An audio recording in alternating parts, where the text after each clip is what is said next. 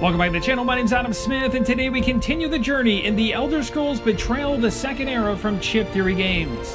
If you're coming into this playthrough for the very first time, hold up, stop right here, check the top right hand corner right now. It'll take you to the very beginning of the showcase, which will take you through the setup and through all the days that have led up to this point right now, which is day number 11. At the end of the last video, which encompassed all of day 8, 9, and 10, we also moved into day 11. At the very beginning, we did the new day phase. We went into the Overland Phase, and I stopped right there as I wanted to throw the question back to the community as to what we should do next, as we have 12 full days to try and complete the guild quest up there in Stormhold. So we have essentially one day right now to do something else, and the most popular choice that came out of that poll was an unstable encounter. Now, right now, the region has sunny weather. We can move up to 3, and we could also get light fatigue up to an additional 3 based on our base overland movement. So we could go a total of 6, but we certainly don't want to go too far away from Stormhold, because if the weather shifts and we don't have a ton of movement, we'll be taking a bunch of light fatigue in order to get back there. So the obvious choice here, and again, based on the poll, is going to be the unstable location just off to the west. We go into an encounter in an unstable location, we roll the unstable die. This has a number of peaceful encounter icons as well as conflict encounter icons,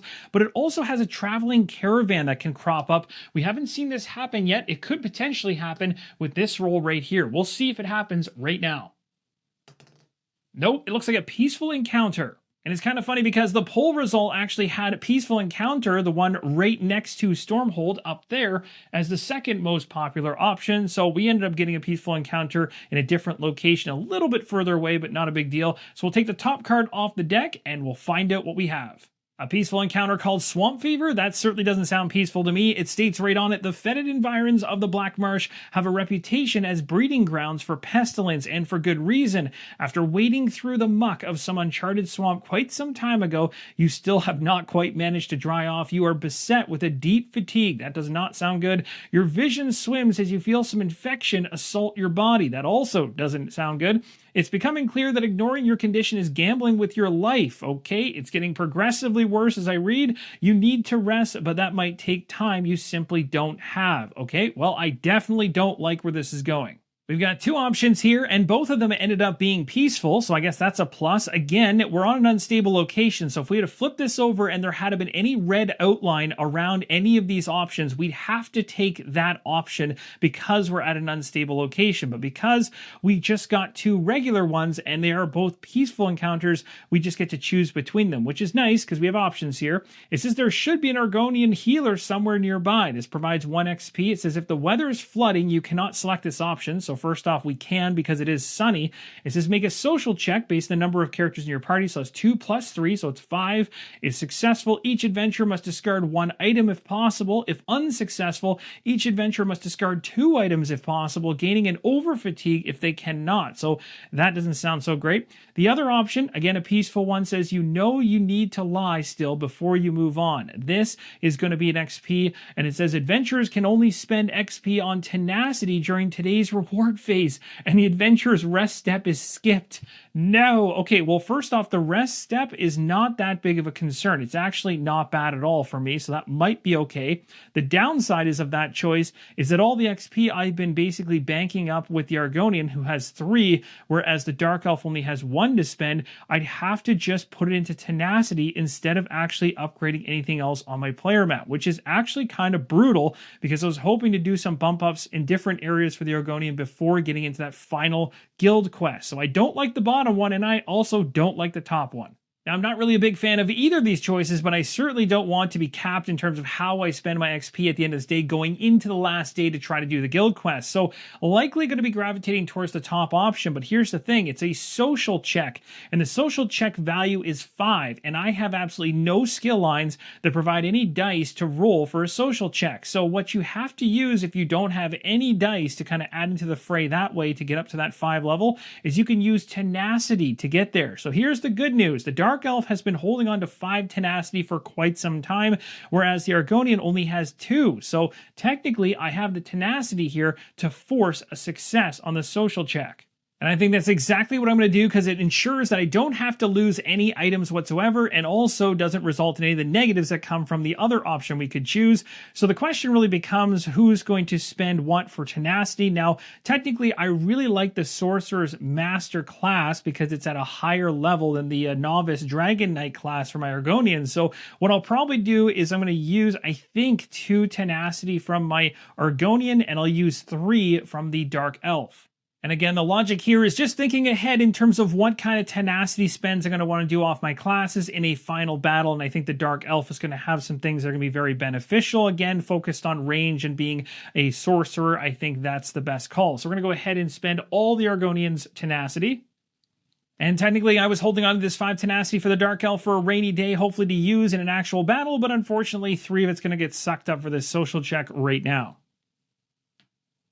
Now, the kicker here is that even if I was successful at this social check, and maybe I didn't make this 100% clear, I'm still losing an item. It's just 1 item that I'm discarding, though, versus 2 if I failed it. So this is still, I think, a better outcome, but it's tough to say at this point. Now, the Dark Elf doesn't have as many items to decide between, and we know we want to hold on to this because I think it'll be hugely beneficial for when we're going up against whatever happens inside the guild quest, so I definitely want to keep that. The question is it the wolf pelt that goes, or is it the staff? Now, the staff says if this engage defeats an enemy, heal for 2, so that's really good, and I think I need to hold on to that to be able to keep the Dark Elf up in case the restoration spells he has doesn't work out, or maybe I end up using them on the Argonian, so I don't think I want to get rid of the staff. This wolf pelt here is on the defensive side too. It says when you would gain it's on the status defensive side. When you would gain a status die, if you are in the magic stance, you can choose to gain 1 light fatigue instead of the status die. That is also really handy because I don't know what's going to happen in that battle, but I think I'm going to have to let the wolf pelt go.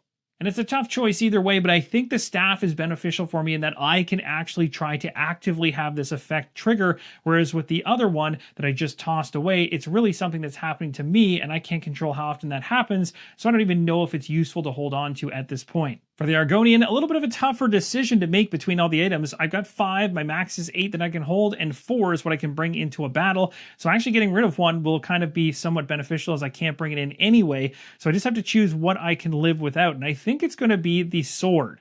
I think even though I like what it does, I want to hold on to the dagger because the dagger just seems extremely cool situationally, because if I have the dagger on me when I have the stealth die in the cooldown track, then I can go ahead and add 3 enemy combat dice into my engage, which I think is very powerful and honestly a little more situational than the sword, but I think will come in real handy in the final battle, so I think this sword needs to go. The other thing worth noting is the fact that that sword provided me the benefit to put a combat die into my active area, which again can be used on the defensive side of the equation, but I have a number of dice that can already do that. So I think I'm okay with kind of letting that go, or letting that ability go, and focusing more so on these 4, which I think are dramatically different in what they do, providing me different options during battle. That's going to do it for the Peaceful Encounter. We move into the rewards phase for day number 11. We're taking 1 XP, and we're going to spend some XP right now. So the Argonian's going to gain 1, already has 3 in the playmat, so we have to note in our minds we have an additional 1 up to 4. Remember again, if we don't spend it during the rewards phase right now, we were to keep 4 XP for some weird reason,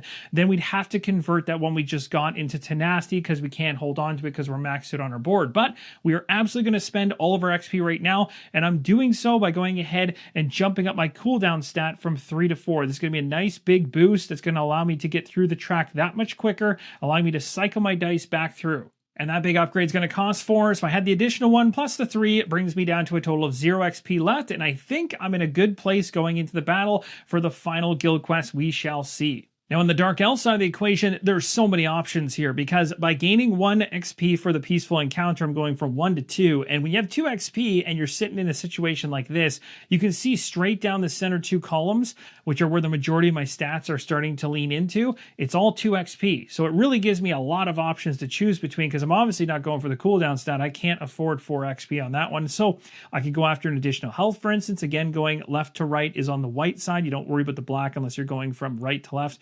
So it's going to be 2 for this one for a health. If I wanted to go up on the acrobatics, it's going to be 2 from the black right there. I don't really have any desire to do that, so that's completely out of my mind.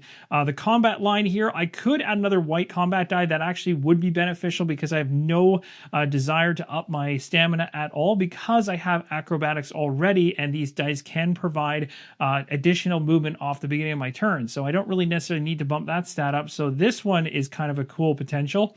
Over here with the Magicka, this one, if I was to go ahead and put another one here, all it's going to do is boost my range. Because even though it boosts how many dice I can roll when I do a magic attack, I only have 3 blue dice for my destruction staff anyway. So even it's kind of like you're getting 50% of the benefit by upgrading the stat. I'd almost rather go ahead and get another blue die for my destruction staff in here instead. I have no desire really to go any further on the restoration on that side. So I think I've got a couple options here. I think what makes the most sense for my Dark Elf is to continue pushing on the Destruction Staff side of the equation. As much as I like the combat side, combat's kind of my backup when I run out of the blue dice, so I think having more of the blue dice would be good. The only kicker is, again, when I'm doing a magic attack, I can only use blue dice, but I can only roll up to how much I have for a stat. So if I get an additional die and I go into combat, I might want to be rolling maybe 2 at a time, which is actually not bad because some of these dice are pretty powerful.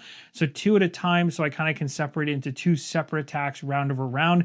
Might not be a bad way to go about it because, again, I'd have to switch my battle stance as soon as I burn all 3 of these right to this. So maybe having the extra die here would be good. I can see the argument going with the combat die as well, but I think let's go with one of these. Now the question is, which one is it going to be? Now what is currently nice is the fact that I have a level 1 and a level 2 die in there already, so I could go up to a level 3, meaning I could start looking at things like these different options, the Pulsar, the Elemental Drain, and Elemental Rage. Now, it was a tough choice, but I'm going to go with Elemental Rage. I like this one. It's an instant. You choose a cache in range and deal a total of X damage distributed as you choose among targets within 2 hexes of that cache. Then you discard the cache from play. So this is at the end of a session. It basically makes it a situation where instead of focusing on trying to get some caches, we actually use them strategically to our advantage to actually throw damage, and you can throw some pretty high amounts of damage off this die. I think a die like that's going to be a nice, beneficial, situational type die for times when we have caches laying around, maybe enemies that are near, close to being dead. And if they're anywhere near that cache within 2 hexes, I'm going to be able to blow them away. Now, the other options were really good as well. They provide true damage, which is actually even better than regular damage, of course, because it goes straight through. But the downside is the blind status effect die goes on the enemy, but it also comes back on you as well. And then you'd be blind and shooting whatever for your turn. I didn't really want that randomness in the mix right now, I think, for the final fight. So I'd prefer to have a die that I know can actually deal damage, even if it's defensible by the enemies. That's going to do it for the rewards phase for day number 11. We now reference the peaceful encounter we got to determine how the weather's going to change as we go into day number 12, our final day. And you can see on the very bottom there, it's going to be rainy. That's good news for us because we needed 2 base overland movement to get up to Stormhold. So we'll go ahead and change this to rainy. Our adventurers now rest as they get ready for their big day number 12. They're going to recover 2 HP as they're on the apprentice difficulty, but we don't have to worry about that because we're at max health for the Argonian. And we now get to recover 2 dice of the cooldown track. There is only 1, so this one just simply comes back.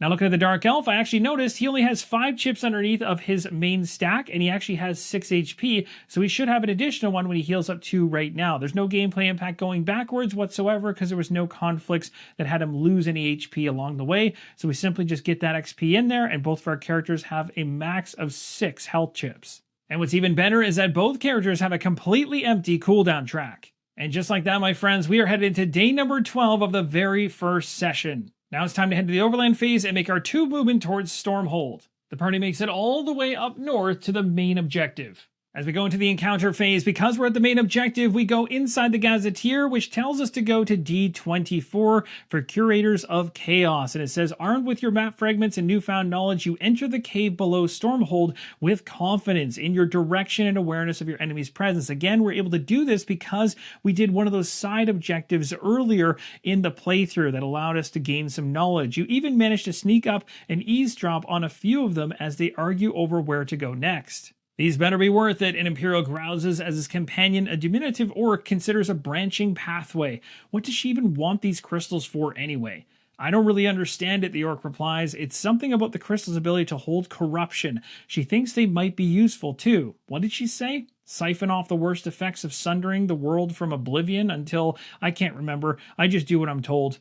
The two finally pick a route and wander off. Suddenly finding this codex seems a little more significant than just picking up a decent bounty. The quest objective says initiate the following delve, so that's what we'll be going into using the end of session difficulty EP. So we actually going to reference an end of session difficulty EP, which is different in terms of how things are set up. If you're playing on the apprentice difficulty, which we are, each adventure may heal for 1 HP after each time a sky shard is gained. That's something to make note of. We'll be able to take advantage of that. We also gain, based on the number of our party, 2 + 1 sky shards. If you are in session 2, you must gain 1 additional sky shard, and the battle objective is survey. Rewards are 4 XP, and it says when we complete this, we go to entry E25. What does the battle objective survey mean? Well, the party's got to fully explore the battle map by gaining all required sky shards. The default number of required sky shards is 3, although the encounter can specify a different amount. The encounter's failed if the party does not gain all the required sky shards. This is the most common objective for delve battles found in guild quests, and that's exactly what we're running into right now.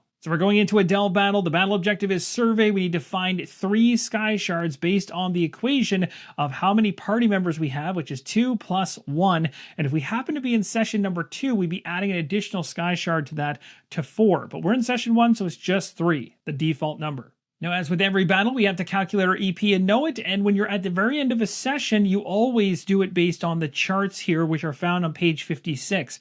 So instead of doing what we did in a prior delve, where we go ahead and we take the party XP, and then we times it by the number of characters to find our EP, in this case, we just simply look for how many characters we're controlling and what difficulty level we're at, and also which session we're in. We're in session number 1, and so because of that, we're in this top table right here. We're at the apprentice level of difficulty, and it's 2 players, so the actual pool is going to be 26. Now, it's worth mentioning something. We currently have 15 on the party marker dial right now for XP, but I actually missed adding the 1 that we just got from day 11 when I got too excited about spending XP. So this party should actually be up to 16, which if you normally were going to calculate it for a delve that's not an end of session, it'd be 16 times 2, which is 32.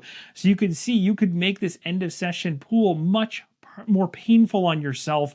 In this case, everything's been scaled in a way that matches how many players and the difficulty level going into that end of session. So 26 is all we have to keep in mind. The entrance tile has been placed, and this time I'm going to have both my characters up at the front section of the entrance tile because I want to be able to have the Dark Elf be able to do things from range more effectively. Last time we did a delve, I had him a step back. Now, unfortunate for me, the Ashen Blood is not going to be able to be used during this delve because it can only be expended before deploying enemies at the start of a clash battle. Now, a couple things to note before we actually get into the round. Of course, I've already got the inventory sorted. 4 items here equipped for the Argonian, only 1 essentially for the Dark Elf.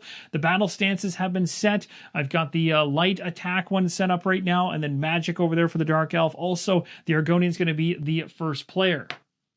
The Argonian is the first player starting things off, and we're sitting in an explorable hex, so we're going to go ahead and draw and reveal a delve card. This one is called Fume Riddled Depths, and based on the breakdown on the chart, it's going to be a level 5 and a level 5. It says, when revealed, each adventurer at full HP is dealt 2 true damage. That is certainly the worst welcoming gift I've gotten at the beginning of a delve in a little bit, and this one does have a sky shard, so that's good news.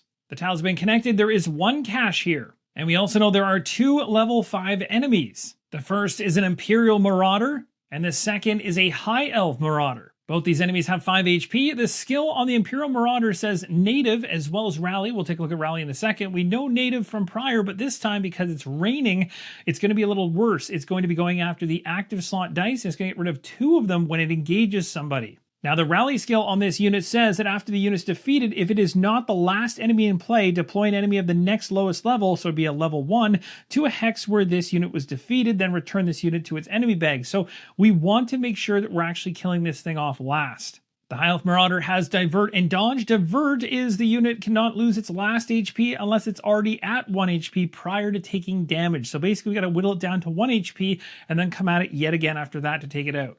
We've seen Dodge before, which is on the High Elf Marauder. So basically, when the unit's engaged by an opposing unit, you prevent damage dealt to the unit equal to the number of rolled skill dice that don't do damage. Now that we know our enemies, and we do see a cache there, I'm tempted to actually move over to that cache and try to get into that common item, but I'm actually going to leave it for my Dark Elf to go interact with. So for right now, let's deal with trying to attack and engage the High Elf Marauder. My Argonian's going to be attacking the High Elf Marauder, and I'm going to be throwing a 2 Shield Discipline dies and 1 Shadow Cloak. As I'm in the battle stance for light attacks, I can pull off this combination of dice. I have 3 for stamina, so I can roll up to 3 days. And these are the ones I'm going to chuck right now. All right, let's see how things go. We'll go ahead and gather the dice and make the roll. We got ourselves a 2 on this die, a 1 here, and a tenacity. So we'll bump our tenacity by 1, and we'll resolve that die, placing it into the track. We'll also be able to get that back in the near future. It's going into the cooldown track. And then these ones here are going to provide some damage as we place them into the active area of the player board. Now a little quick math here. Because of the dodge skill set for the High Elf Marauder, I'm doing 3 damage towards it. It has no defense, but it does have dodge, and the dodge allows it to take advantage of the fact I rolled a tenacity, and it didn't do damage, which means we take 1 away from the total. So it's only going to be 2 damage going through. Also, both those dice need to be inside the active slots for the damage to be dealt, so I've moved them where they should be. Now, the next thing I'm going to do is I'm actually going to fatigue myself, a light fatigue, in order to do another engage against that exact same High Elf Marauder. And now that my stat level for my cooldown is a little higher, I'm able to start filling that up a little bit more often to try and push my character to do more. So I'll place a light fatigue to do another engage action. For this engage, I'm still in my light attack stance, and I've got 3 combat dice I want to roll right now. So we're going to do that up to our maximum of 3 based on stamina. Let's see how we do.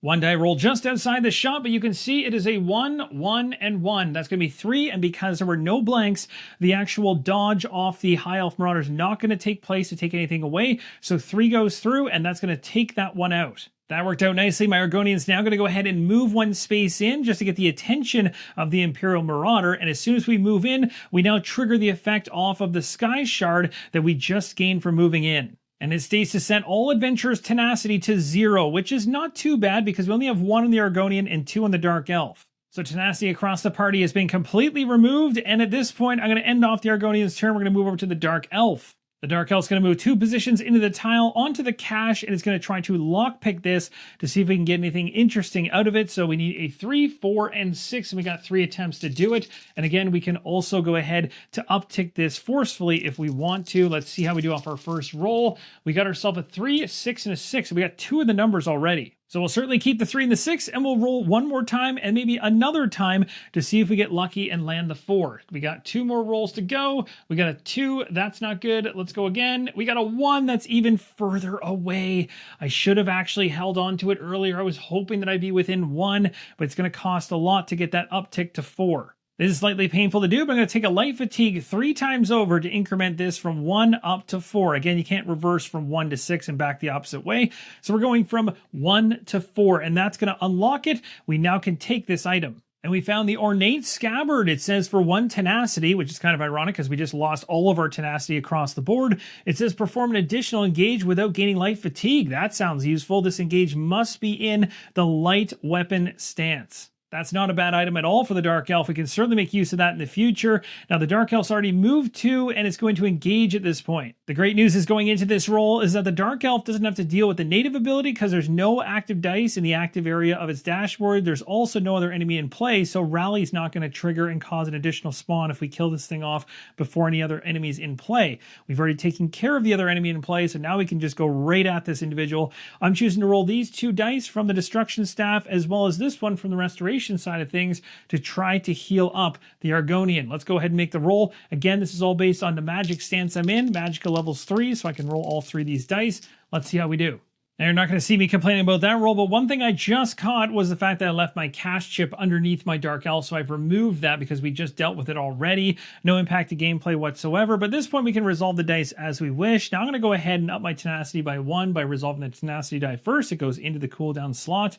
Now, next up, in terms of the damage that we'll be dealing, because these dice for the Destruction Staff are instant, we essentially just total up the damage we've got here. So we've got 4 coming from this one, 2 coming from this one. Combined, that's going to be 6, minus 1 defense from the Imperial Marauder. So that's going to be 5 getting through, and 1 true damage gets thrown to one of our adventurers for using this die here. So I'm going to choose to have it come off of this individual. So this guy is gone. We blasted him away, and this one loses 1, but we've cleared the tile. At this point, we're going to end things off for round number 1, and there are no companions and no enemies to actually activate because we wiped this entire tile, plus we gained a Sky Shard, so we're doing pretty good for the very first round. Let's go ahead and tick over to round number 2. We now head into round number 2, and there's probably some of you that said, wait a minute, you're missing out on the heal from the Sky Shard. Don't worry, I just caught it. So you'll remember from the very beginning, we were on the entrance tile, and then we pulled the very first delve tile. The when revealed effect off the card told us we both lost 2 true damage, which was a pretty substantial hit. But then we moved into the new tile. When we move into the new tile, and we take that Sky Shard the second we move in there, both adventurers get to heal 1 HP because we're in the apprentice level of difficulty per the actual mission or battle that we're in for what was listed inside the Gazetteer. So both of our characters are going up by 1 HP right now. So our characters are feeling a little bit better, and the Argonian starts things off. Let's head to the cooldown track, and we're going to clear out some dice. Now, having that cooldown stat up to 4 is extremely beneficial. Really wish I could have done that with the Dark Elf especially, but it's good here. So we're going to take this die back and place it into our skill line, and then we're also going to get rid of the light fatigue here, and then these two are going to come back into the combat lane, and then we just have 1 die remaining. The Argonian is going to make the push with a stamina of 3. We're going to use 1 to move into this explorable hex right here. And because we occupied the hex, we can now check it out, and we got a delve card that states Dungeon Cache. This one also has a Sky Shard. We'll go ahead and grab a tile specific to that. It does have a when revealed effect. It says to gain 5 tenacity. That's a nice plus. The tile's been connected, but there is a correction I need to make. We have to reverse time a little bit and take something away, and that's because in the Fume-Riddled Depths, we did not have an actual cache icon on the card. So even though the icon for a cache existed here on the mat itself underneath the Dark Elf right here, we don't get to place one unless it's actually listed in the middle of the card, like there is one here for the Dungeon Cache we'll talk about in a second. So essentially, what I went after here isn't actually possible. So I'm taking that away, which means if I take that away, even though it's going to reappear again when we go to the cache over here, that means the 3 light fatigue that I actually spent when I did it earlier to try to basically get that cache is going to go away as well. You can see here from the Sky Shard effect that will trigger once we move into this new tile that's revealed. We're going to be having a lockpick check at that time, and it's going to have us, regardless of the outcome, having us cycle the card that's on top to the back. So it's almost like the game knew I was going to mess something up, and it's saying, nice try, you don't get that loot anymore. Now, as you'll see on the card for 2 characters, we're going to be bringing in a 10, a 1, and a 1. Now look at these enemies that spawn. We got a level 10, a 1, and a 1. Now the level 10 could have been here or here because they're equal distance. I chose to place it down here. Has Recover and Rot as its skills. We have a Bog Dog that has Bane on it. A Wood Elf Bandit that has Dodge. All of them have 5 HP. Now, do you guys remember that die that I picked up earlier? And I was hoping that a situation like this could potentially occur, and this is a perfect tile for it. As you can see, the die that I picked up that lined up with my destruction staff works within 2 of any cache, and that means all 3 of these individuals would be affected by it, which is awesome. Now, I still have 2 more movement of my 3, so I'll move 1 more space in. The second we walk into the tile, we gain a Sky Shard. Both of our characters heal up 1, which is awesome. The Dark Elf's at its max of 6, and the Argonian is at 5 currently. We now are going to trigger this Sky Shard effect that says, make a lockpick check on the top card of the deck. Now, to even things out completely across the board for my earlier lockpick check that shouldn't have happened, this lockpick check is happening from the Argonian instead of the Dark Elf this time. So the Argonian is going to be taking 3 light fatigue, because someone's got to take this 3 light fatigue, because I did actually acquire that in order to successfully do this cache prior. So we're going to take the 3 light fatigue, say that we got the success that we did that you saw earlier, and that's going to allow us to succeed this. The Argonian is getting the 3 light fatigue in its track. And then it says, regardless of the outcome, the good news is being we don't have to deal with all the damage for the true damage that would come through from failing it. But regardless of the outcome, this card is gone. And that actually resolves the whole mess up quite nicely and cleanly. The Argonian uses its last point of movement to get right next to the Goblin Shaman. I know the target of my engage, and I'm going to choose to use some tenacity right now. We're going to spend 2 tenacity going from 5 down to 3. And I'm going to do Molten Weapon. And the reason I want to use this, it's an interrupt. It's actually going to trigger in just a moment here. Before rolling your dice for your engage, if you're using a specific icon weapon here, which is on this weapon right here. I also have it on the Quicksilver Dagger, but I'm going to use it for this Hickory Shield. Then it says your combat skill dice deal true damage during this engage. So instead of just being regular damage, these will deal true damage, which is quite nice. And again, it's all based on us using this Hickory Shield in tandem with the 2 tenacity tenacity we just spent. So I'm going to go ahead and change my stance to defensive stance so I can actually use this card right now. And that's going to also allow me to use this die in the fray based on my stamina, which is 3. I'm going to bring this die in and these 2 dice into the equation. Now the Goblin Shaman has 1 defense, hence the reason why I'm using the 2 tenacity to use Molten Weapon as a class ability with my Hickory Shield effect here in order to make these combat dice true damage to be able to go straight through and do as much as I possibly can, hoping that the Dark Elf can come into the equation with the cash and throw even more on. We'll see how it goes. This is actually a pretty great result. So what we're going to do is we're going to go ahead and resolve this die right now. This one's going to go into the active area of my dashboard because it has to, as per using this Hickory Shield, because I have to be using this in tandem with what I'm doing with the Molten Weapon to make this work. So deal 1 damage to an adjacent enemy. Perfect. And for each combat skill die that was placed into an active slot, again, it's going to be true damage though because we used the Dragon Knight's class ability. So it's going to be true damage knocking 1 off. Now, a little strategy for you guys. At any time during your turn, you can remove dice from the active area. They just go to your cooldown slot, and they do not trigger whatever cool effect comes from having them in here when you typically discard them. So, the reason this could be beneficial is, let's say I had a cooldown stat of like 2. So in that case, I know it's going to be a while before I get all these dice out of here. So after throwing the 3 dice I did, knowing I've got this die, which is going to be a benefit on defense for as long as that die's in the cooldown track for, it would make a lot of sense to go ahead and put this in here for 1 true damage, and then immediately put it down here in the cooldown track, then do this one for another true damage, and then immediately put this one down here in the cooldown track, and then put this one in at the very end. And that's going to ensure that that die stays in for as long as possible. And of course, this doesn't matter as much because in my situation, my cooldown stat is 4. So even if I stack them like that, it's not going to give me any positive outcome because they're going to get cleared in the same round anyway as of right now. So we'll go ahead and just take these out for the time being. But the thing is, strategically, it still applies for me because I don't have any other dice to play except for these stealth dice. So it actually makes sense to put it in here, get the true damage like I already took off, and then immediately put it down here so I can get them back. And we'll do the same thing here. We'll do a true damage now against the Goblin Shamans. We'll take one away. It's going straight through, which is awesome. And then we're going to go ahead and choose to put that in the cooldown slot, and then we'll place this one in at the very end. So either way, it'll still be in there for at least another round. Now I'm going to choose to go ahead and engage yet again. In order to do this with the Argonian, I have to spend a light fatigue. So I'm putting that in there, and I'm going to choose to literally just roll 1 die. Let's go ahead and see what happens with it. The point of this die is I'm trying to get a status of stealth into my cooldown track that I can use in the future. And that worked out exactly how I was hoping it would. This die now goes into the active area, and it says to gain a stealth status die when you place the die into the active slot. When engaging an enemy, you can exhaust this die here to ignore 1 defense on your target, which will certainly come in handy. But the key thing is I've got the actual stealth die in the cooldown track now, which in the future now makes the quick silver dagger much more beneficial. You'll see exactly how I'm going to use that later on. Now, as you guys know, because I noted it on screen, I grabbed the wrong die when I actually upgraded to the 3rd level die of my destruction staff. I grabbed the Pulsar die instead of grabbing the Elemental Rage die. So I'm just doing a quick swap of that. No gameplay impact. Thank goodness I caught that when I did.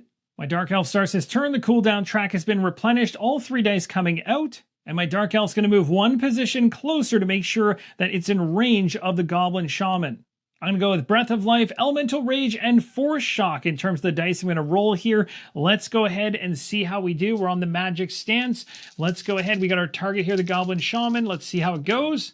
This die right here, I'm going to resolve for 2 damage towards the Goblin Shaman. This one's going to resolve towards the cash, which then is going to be able to be distributed amongst all the enemies around as I wish. So if this is doing 2 damage to the Goblin Shaman, who can defend 1, that's 1 getting through, and that means 2 more chips to go. So we'll go ahead and take 2 damage from this 5 to take out the Shaman completely, leaving 3 left over, and we'll put the last 3 on this Bog Dog in the back. The last die to resolve is Breath of Life, which tells us how many combat dice from the enemy we're going to be rolling. So we roll the enemy's combat dice to determine how much health we're going to provide to an adventurer within range. And I'm choosing the Argonian, who only has a maximum of 6, so only 1 HP can be healed here. But that's okay. Better than nothing.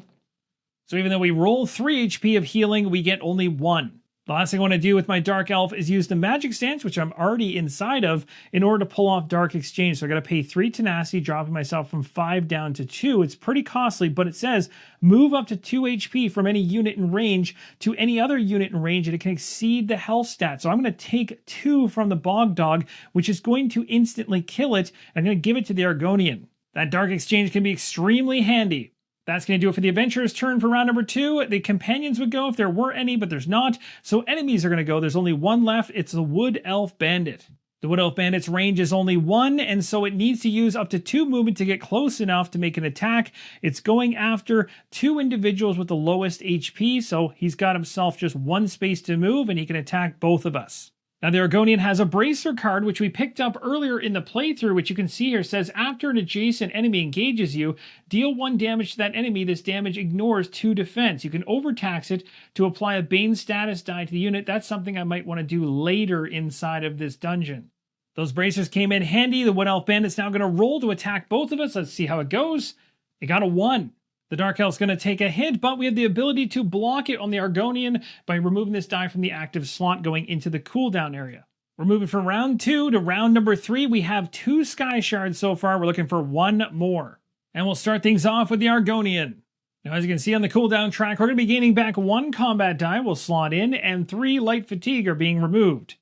Now this turn, we're going to take advantage of the Quicksilver Dagger that says if you have a stealth status die in your cooldown track, which I do, I can add 3 enemy combat dice to your engage. Definitely making use of this.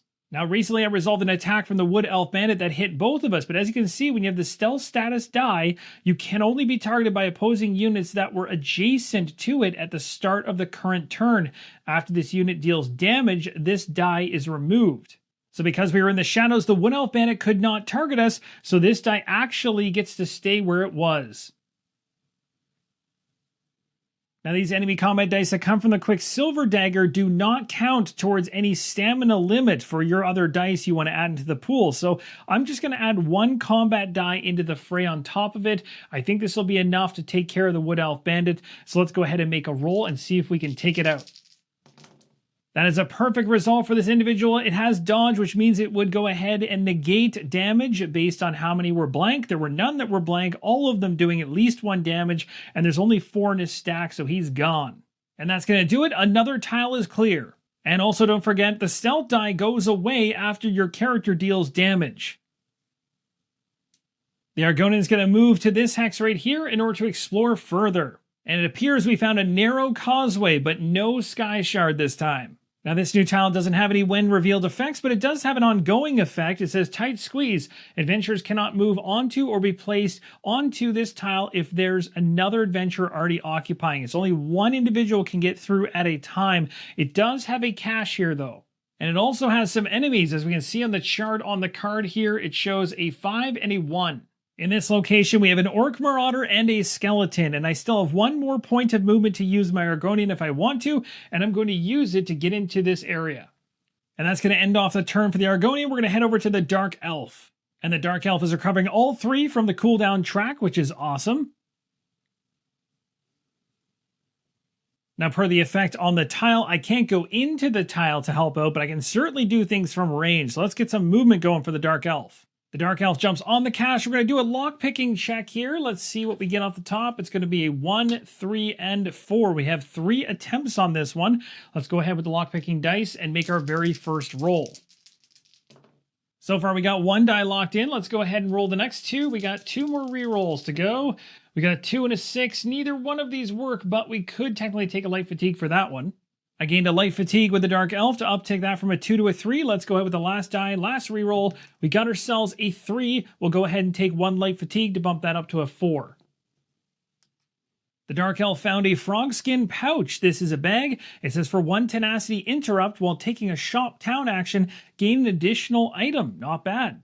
And lucky for us, yet again, there is another cache inside of this tile, which means I can use that die that can actually have damage come off of a cache from 2 hexes away. I'm absolutely using that, so I'm going to keep myself in the battle stance of magic. This time, we're going to actually use the restoration staff, and I need to pick a target here for my attack. I'm going to choose to target the skeleton here, and again, we're going to be using this die, hoping to get something off of the cash bag that will impact the Orc Marauder over here, as the cash bag is also within range. Let's go ahead and roll these 2 dice and see how we do.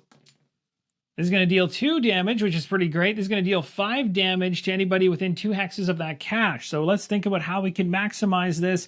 So as of right now, if we have 2 damage here, and then we go ahead and we give, well, I got a plan actually, because I know full well the Argonian has bracers on. So when this skeleton tries to attack the Argonian, which it will, it's going to get hit by my bracers automatically, which will then kill it before it even gets a chance to attack. So I don't need to wipe out the skeleton. I just need to take 1 health off of it. So we'll use this for 2.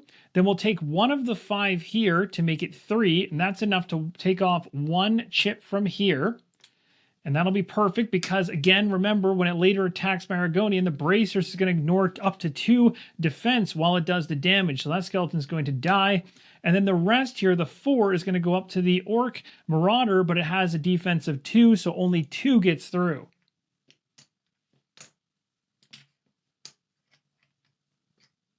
Now, because of the way I chose to divvy up the damage there, I didn't actually get the benefit off the staff for healing, but that's okay because I think I've set myself up and also weakened the Orc Marauder in a way that's better. So we're going to stop right there, take a look across our enemies, of which we have a 5 and a 1. We're going to activate the 5 first. It has a range of 1, so it's going to use 2 of its movement to get closer. Now this enemy is a little bit annoying in that it has the keyword aggressive on it. So after it rolls its 2 combat dice, again based on the yellow icon up there of 2, it's going to be able to re-roll once all of its blanks. That's what the aggressive keyword does.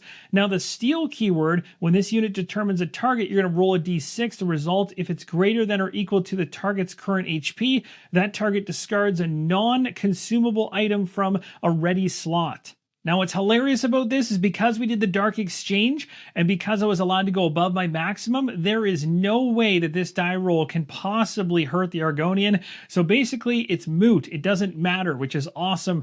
Now, we're going to roll the combat dice against the Argonian here to see whether or not it's going to be able to hit. And of course, it will reroll any blanks. It doesn't get any, but it hits for 2. And I'm going to go ahead and use these 2 dice out of my active area, putting them in the cooldown track in order to get them later on.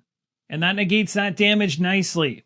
Next up is the skeleton, who's not going anywhere. It's just going to go ahead and attack right here. Doesn't have any skills or abilities, but the second it tries to attack, my bracers are going to trigger, which says after an adjacent enemy targets you, engaging you, deal 1 damage to that enemy. This damage ignores 2 defense, so it goes straight through and kills it. That worked out exactly as planned. We only have 1 enemy left we can both focus on. Another round ticks on. We head to round 4. We're getting closer and closer to the fatigue rounds. Let's start things off with the Argonian and the recovery of dice. The Argonian's going to get 2 combat dice back, the resolve die, and get rid of a light fatigue. And actually, as I'm resolving this, I realized something. This sitting inside my cooldown track was the 2 defense that I needed to block the attack, so I didn't need to use these 2, so they're technically still up here like this. So we're all good there, but essentially this, when it's sitting in your cooldown track, you have a base of 2 defense all the time, which is awesome. Now it's gone, so everything in the active area will now be beneficial. We'll continue to clear out the track here, so these are going to go into the combat area, and the light fatigue is out of here. Now, something to just note, which I mentioned on screen a little bit prior, and that was when I used the Quicksilver Dagger. Make sure that you're in the right battle stance for the cards you're using. So as of right now, I've been fine all the way along, but the Quicksilver Dagger had to be in the light weapon stance, which would have had no impact on gameplay except for the marker being in the right spot. So I'm still going to keep things on the defensive side of the equation at this point because I want to be able to use this die here. The combat dice, again, are universal. And the Shadow line is also universal as well. For this engage against the Orc Marauder, I'm going to use 2 combat dice, and that's it. That's all I'm going to use. Let's go ahead and roll them and see what we do. Now, there's 2 defense on this thing, so the chance of getting through this is pretty slim. We'll have to do some thinking about how we can potentially maybe get rid of some of the dice out in the active area and bring them back down, because I need to get more dice in there going in to do some more damage. This one's a little bit tricky because of his high defense. He got 2 and a 1, not bad. So the 2 will be blocked by the defense, but 1 does get through. Now looking at the playmat again, I want to actually bring this stealth status die back in the equation. So to do that, I need to be able to roll this die in the future. So I'm going to choose to get this out of here and place it in the cooldown track, knowing I can get it back later. Now I'm going to go ahead and make a move here. We're going to use all 3 of my stamina to get myself to this location. And again, that's to try and position ourselves to be able to allow the other character, the one coming behind the Dark Elf, to eventually get into this tight squeeze area of the narrow causeway, because we can't both be in this tile at the same time. That's going to do it. The Dark Elf is now going to go. It's time to clear our cooldown track, so 3 dice coming back. 2 of them are just light fatigue being removed. This one's going back. Also, just a heads up, there was a cash chip underneath the Dark Elf after I resolved that last time around, but I've removed that anyway because we already resolved it. Now we're going to continue on. I'm using these 2 dice going into this next attack where I'm targeting the Orc Marauder. Let's go ahead and roll, and hopefully we can do some serious damage off of the cash chip thanks to that die I've got that does some big-time hits. And of course, that die would roll outside of the shot. You can see it right here, and it is for 5. Now these are both big time rolls because this one here can be resolved for 4 damage with 1 true damage being given to one of our adventurers, and this one here is for 5 damage from any 2 hexes away from the cash chip as long as it's in range of my Dark Elf, which it absolutely is. So this is the better one to resolve right now, and I'd rather get this one back as fast as possible. So we're going to resolve this one for 5 because after you take 2 away for defense, 3 getting through is enough to blast this individual away. We don't even need to resolve this die, but it does get exhausted into the cooldown track. All right, not so bad. And we did technically forget to mention we were using the staff there, so I'm not going to take advantage of the heal even though I really want to, because I always have to make mention of that audibly, and I did not. Again, I'm moving through this on camera. There's lots to track, so it makes it quite fun to remember to mention certain things. Some things are kind of inherent, but I won't take advantage of that right now. So let's go ahead with the 2 stamina I have, and we're going to move from here to here, but we can't. We can only move to here because we're not allowed to get into this tight squeeze, narrow causeway area at the same time, but we can get ourselves close enough. That's going to do it. We go to the enemy round. There's no enemies, so we just uptick to the next round. Round number 5, the last non-fatigue round. The round die will change from 4 to 5, and the Argonian will kick things off. The Argonian's able to clear the entirety of the cooldown track, which is awesome, so everything going back in for the combat skill line, and we also get back that die that allow us to go the Shadow Cloak into stealth status. We also started our turn on top of an explorable hex, so we get to draw a Delve card. No, there's no Sky Shard here either. We still need to find that 3rd one, but we found a treasure cache. It's a very small tile, and 1 level 5 will show up, but there's a when revealed that says after deploying enemies, place a loot cache here, a common one, in each unoccupied hex on the tile. There's a lot going on inside of this treasure cache. You can see we found ourselves a level 5 skeever, 5 health. There's 2 caches here based on the when revealed effect, because it said after deploying enemies, and the enemy deploys in the same space as a cache spot. And then you can see these other spots here are not cache spots, but because of the when revealed effect, they are going to become one, as this is a treasure cache we walked into. But there's also a trap here called Forgotten Tripwire. So the second we walk into this hex, we're going to have to deal with that trap, and I plan to right now. Now, these Forgotten Tripwires have 3 attempts. It's a 3-4-5 to be successful, and if we're unsuccessful at trying to deal with the tripwire, then we're going to discard all items in your ready slots, which means all 4 of my items are going to go away right now, which would be bad, and then all caches on this tile are going to disappear. Let's go ahead and deal with this tripwire. So we need a 3, 4, and 5. Let's go ahead and roll the dice. We've got 3 attempts to make this happen, and we can do what we do with a lockpicking check, of course, and actually spend light fatigue to uptick things if we wish. So we got, wow, that's the worst result I've ever seen. That's everything we didn't want to see. So nothing off the hop. I'm just going to go ahead and re-roll everything here for a second attempt. And we got 2, a 5, and a 6. Well, this is not getting any better. So we got ourselves a 5, and we got this. I could uptick this one and then re-roll this one. Oh, man, not too sure. I'm going to risk it. I'm going to re-roll. Oh, this is so sketchy. This is so bad. I don't know if let's go ahead and take a light fatigue and make that 2 a 3. I think that's a wise choice. So we'll take a light fatigue. This is now a 3. And we're going to go ahead and re-roll this one, and we'll have to deal with whatever light fatigue comes out of that. This can actually be beneficial because remember, the more light fatigue I get, I can use my Ancient Dragon Guard mask for a pretty powerful attack that could actually wipe the skeever right out. That is a really poor result. We're getting 3 light fatigue, but that's actually not bad again. We're a little bit exhausted after trying to get rid of that tripwire. So I got 4 light fatigue in the Argonian's cooldown track. We're also on top of a cache, so that's now going to activate. We can go ahead and try and lockpick this. Now this card is a 3 attempt, 1, 4, 2. Let's go ahead and make this check. It's on the cache that's underneath. Let's go ahead and see if we can pull this off. We got ourselves a 1, a 6, and a 1. So we'll keep the 1, and we'll keep on rolling for the other 2. We got a 4, that's good. And we could take 2 more light fatigue. And you know what? I'm actually thinking about doing it. Yeah, 100% I am. I'm going to take that because now I have 6 light fatigue in my cooldown track, and I can make use of that burial mask to literally blow that skeever away, which is going to be a lot of fun. So we're going to go ahead and resolve this right now. We got Nord Me. This says discard this item, then gain tenacity up to your stamina stat. This is perfect. I was originally going to do an engage action, but now I can just go ahead with this card right here, the Ancient Burial Mask. I'll use 2 tenacity, bringing myself from 3 down to 1, and then I get to dole out enemy damage equal to the amount of fatigue in the cooldown track, which I accumulated from all these tripwires and caches I'm lockpicking and trying to get through. So that is 6. The Skeever is a 5 and has a defense of 1, so it is gone. That was absolutely awesome. So the Skeever's been taken care of. Now, movement can be interrupted by abilities and triggers like what I just used with the Burial Mask, or going on to a lock-picking expedition there, moving through the different caches. So I still can continue to move right now. So I'm going to move on to the next hex, providing another one to go after. This one is a 5-5-1 for this cache. Let's see if we can actually make this happen. Got ourselves a 4, 2, and 2. Not so great. I don't really want to take too much more light fatigue, so I'll go ahead and reroll all this. We got a 5, we got a 1. Let's see how close we get on this roll. We got a 4 and a 1. You know what? I think I'm going to let it go. I'm now on an explorable hex. We'll go ahead and draw a card from the Delve deck. And we found one. This one's called Vortex. It actually has 2 sky shards on it. This one's going to spawn a single level 1, then a level 5, then a level 1. And it says down below here, if the party would gain the sky shard while there are enemies on that tile, discard this card and do not gain the sky shard. Oh my gosh. That is an absolutely brutal one to get at the very tail end of things, especially when we're getting close to the fatigue rounds. Now in this tile, the bad news is there's going to be no caches whatsoever. This is absolutely wild that if we even step foot on this tile while there's enemies, the card gets discarded and there's no more sky shards there. We got ourselves a Breton Marauder, an Argonian Bandit, and a Redguard Bandit.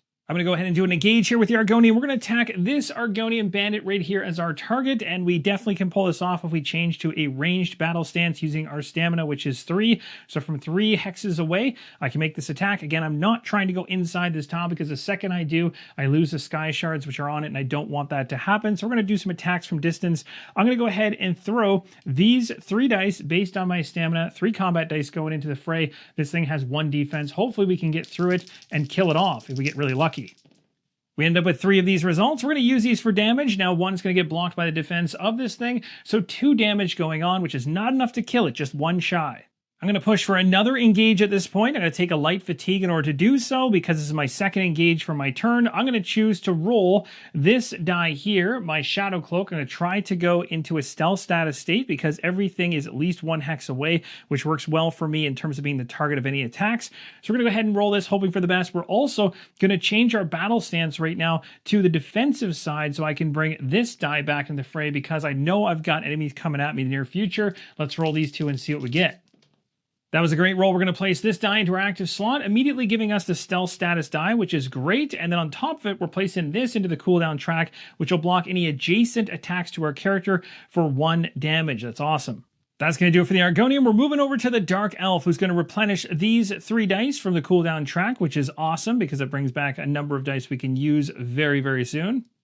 And now that my other character is off of this tile, which had a tight squeeze, allowing only 1 character to be in it at a time, the Dark Elf can now move into it with 2 movement, landing on the cache, and we'll do a lockpick. All right, it's time to roll some dice for this cache. We got ourselves a 3, 2, 3 we need to land. We got 3 attempts to do it. Let's see how we do. All right, a 3 and a 2 right at the gates. We like that. Let's go ahead and re-roll this one. And we got a 2, super close. Do I want to just increment by 1? Let's go ahead and do that. Using 1 light fatigue going into the Dark Elf's cooldown track, we uptick this 2 to a 3, and that's going to unlock this item, which is a new bow. This bow will certainly come in handy. As you can see, the regular ability on it says, for this engage, you may target adjacent enemies, and that's abnormal because normally when you're in range, you have to target things at least 2 spaces away. Now we can overtax this weapon as well and toss it in order to get the benefit down below that says, if this engage defeats an enemy, you recover all skill dice equal to that enemy's range stat. The Dark Elf is more than happy to hold that in his inventory. Now what's perfect is the Dark Elf from where I am in this tile is connected to this tile, so they are adjacent, which means my range can go through, and I can target the Argonian Bandit there and try to take it out. So I'm going to absolutely bring this staff into the equation. I'm in my magic form still, and I'm going to be targeting that enemy. If I kill it off, I'm going to get 2 HP. I can bump myself up by 1 at least because I'm currently at 5 and max is 6. We're going to be rolling these 2 dice right here because I want to ensure I can actually take it out, and I might get some tenacity off these dice as well. So here we go. A perfect die roll. We only need to use 1 to actually do damage for 2, which will hit this, going past its 1 defense, taking off the last chip. That is gone. This one doesn't even need to be used and will just be thrown into the cooldown track. That worked out perfectly. We also got our heal, so we're up to a maximum of 6. Now again, the Argonian has beyond 6 because of a heal earlier in gameplay due to a game effect. We're doing pretty good so far. Now here's what's really cool. I got an awesome class ability that I want to use right now from the Dark Elf. And it's called Lightning Strike. For 2 tenacity, which is exactly how much I have, I can spend that to interrupt, and after you defeat an enemy, you deal 2 damage to every enemy that was in the enemy's range. The range of this enemy was 3, so we can easily target the 2 enemies that were adjacent to it. So this Lightning Splash will absolutely affect both of the enemies, and that's going to have to go against his defense first because this is not true damage. So 1 gets sucked up for each of them, and then 1 gets through on each. The enemies are not going to activate, but remember, I'm in a stealth status for the Argonians, so because these started more than a hex away, they're not adjacent, in other words, they're not going to be able to target this individual, so it's almost like I'm not here at all. So the only focus is over here, and as you can see, both of them have a range of 1. We'll be starting with the level 5, moving 2 spaces here, and then here, trying to get as close to a target as possible. The next enemy is only going to move 1 of its 2 movement because regardless of where it goes here, whether it goes here, here, or here, it'll still be 3 spaces away from the Dark Elf. That's going to do it for the enemy's turn. They don't attack whatsoever. We now go into what's known as fatigue rounds. This is unfortunate. So each of our characters will now be taking an over fatigue die, the black die, into their cooldown track. Currently, the Argonian has 1 slot left, so we're going to be able to place that black die inside of it, no problem. And we'll be able to absolutely place it inside the Dark Elf's cooldown track. They don't have that much at all. But now each of these characters will take true damage based on how many over fatigue they have in their cooldown tracks. So each of them will be taking 1 HP chip off their stack. And that's all going to happen as part of the beginning of round number 6. The Argonian starts things off, cooling down 4 dice out of the track. Light fatigue. Now what's awesome here is we're still in the stealth status. Remember, we have an enemy adjacent to us, which is great. And that means if we go into the light weapon stance, it says here, if you have a stealth status die in your cooldown track, add 3 enemy combat dice to your engage. Again, this is outside of anything that is capped by stamina inside of your player mat. So we get those 3 dice, which is awesome because right now I don't have anything for attack dice at all. So this setup that we strategized from the prior turn is now giving us the ability to actually do damage, which is all part of my plan. So we got 3 combat dice coming in. We are attacking from the shadows against this Breton. It does have dodge, so it might be able to dodge some things here, but steel, I don't believe will have an effect. Let me just take a second. 2, 3, 4, 5, 6, 7. Nope, because we have 7 HP, thanks to a little bump above maximum, there's no way the steel can actually come into play at all anytime. So we don't have to worry about that at the moment until we start getting to 6 and lower HP. Let's go ahead and roll these dice and see how things go. We got ourselves a 1, 1, and a 2, a solid bunch of hits there. Now this thing only has 1 defense, so we've just put 3 damage straight through because the dodge is not going to come into play because there's no blanks here for damage. So a nice stealthy stab from the darkness. Also, the stealth status die comes out of our cooldown track and is removed.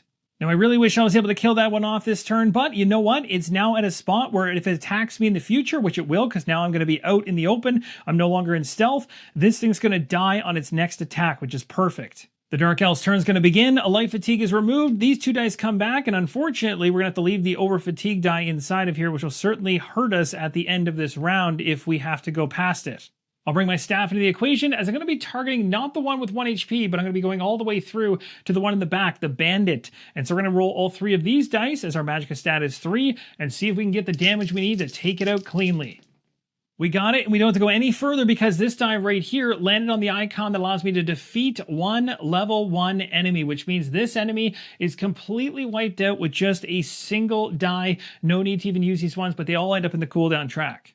My Dark Elf also heals for 1 and will stop right there, as we know full well as we go into the enemy round, this thing is within range 1 to attack. The second it picks this one to attack, which it will because we're no longer in the stealth status, it's going to immediately take a damage from the bracers, and the defense on it's not going to matter because it negates 2 defense or up to 2 defense, which is awesome. So this individual has been killed off, and now because of this, we're able to actually walk into this area on the next round. So we unfortunately do have to go into the next round though, and as we do, because we're in over fatigue rounds, we gain an over fatigue die in both of our slots. We now both have 2 in there, so we're each taking 2 true damage. We'll start off with the Argonian, who's going to go ahead and cool down his track. 2 light fatigue is going to disappear, and 2 combat dice are going to come back into the skill line, which is nice. We don't have many dice left in the cooldown track at this point because the cooldown stat is helping us out so much. And at this point, we simply just need to move into here and read this, as we just gained the 2 sky shards, which now we have a total of 4, which is beyond what we need to finish this delve. And we know that this effect has no impact on us whatsoever, so we gain the 2 sky shards. We now have a total of 4. We just have to make it to the end of this round, and once we do, we immediately complete things.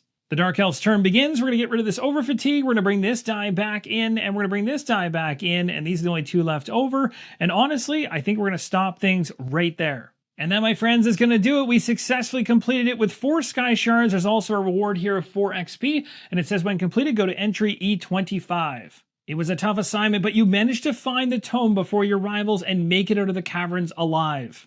Returning to Lomoth, you turn over the text to Famia Mercis, an Imperial woman and the co-founder of Cyrodiilic Collections. Her face changes from excited to grim as she carefully pages through the first few chapters.